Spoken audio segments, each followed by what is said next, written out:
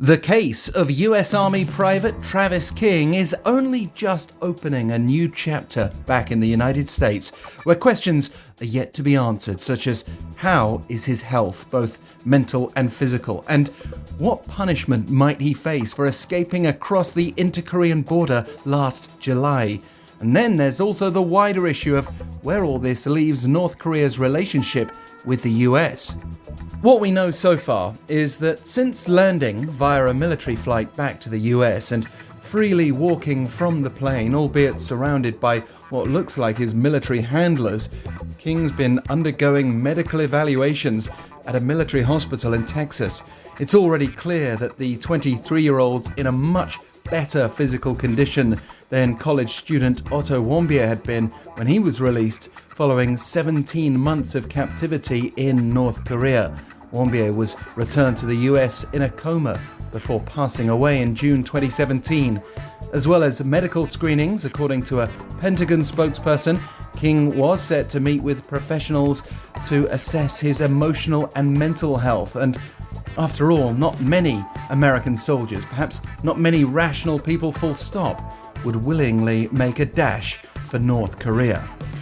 After going through his so-called reintegration program for the immediate future, there's then the question of disciplinary action. The US is keeping tight-lipped on that for now. An army spokesperson insisted that the focus right now is on ensuring the soldiers' well-being and privacy. We know that King had already been due to return to the US to face some kind of punishment before his abrupt defection. Having joined the army in 2021, King found himself in trouble in South Korea for assault and damaging a police car. He now might face the possibility of a court-martial, having crossed into North Korea without permission while on active duty. But it could take months to become clear. What might work in his favour is if he's able to offer some useful intelligence about these last few weeks in North Korean custody, given the highly unusual circumstances of his case. But then, North Korea probably didn't give much away. Pyongyang certainly doesn't seem to have found much propaganda value in King, with the exception of state media reporting that King was disillusioned with inequality in American society and unhappy about racial discrimination in the US Army. We might note that King's own families denied ever hearing him say that kind of thing, and ultimately, North Korea released King relatively swiftly by its own standards, expelling him as an illegal immigrant and evidently not seeing use for him as potential leverage in negotiations with the US.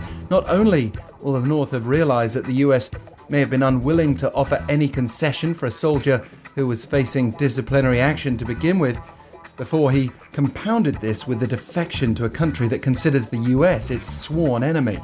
But does this case tell us anything about US hopes to reboot dialogue with North Korea, particularly in the area of the North's nuclear ambitions?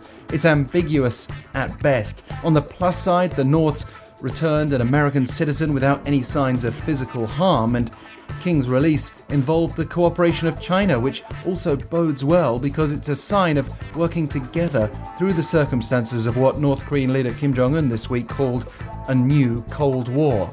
But then, Kim made that comment as state media announced an amendment to North Korea's constitution to allow for the expansion of the country's nuclear arsenal. Kim was quoted as insisting on the need to push ahead with the work for exponentially boosting the production of nuclear weapons and diversifying the nuclear strike means, while also accusing the US, South Korea, and Japan of creating the Asian version of NATO, the root cause of war and aggression. In the end, King's 71 days in North Korea might turn out to be a major moment in his own life, but more of a diversion on the bigger stage of Northeast Asian tensions.